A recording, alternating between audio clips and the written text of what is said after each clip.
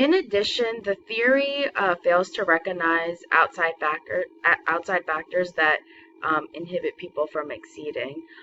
So things like racial, cultural, and ethnic backgrounds aren't being recognized, and so it doesn't take into account how these outside factors may play a role in to being accepted into certain institutions, and maybe in the inability to people in proceeding and furthering their dreams, or um, their idea of progressing in their life, and achieving certain milestones that they want to achieve.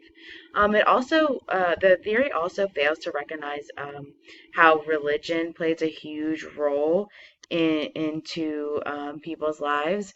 I know that a lot of his theory was based on observing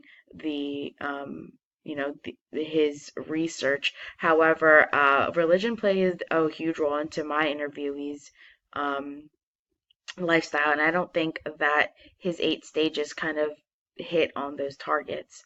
I would also say that Erik Erikson's limitation in his psychosocial theory is there also is some gender differences, and I think that women and men and all people um, go through different life stages at different times, and the maturity level is very different depending on the person itself, the social factors that come into play, as well as things like family and communities and stuff like that.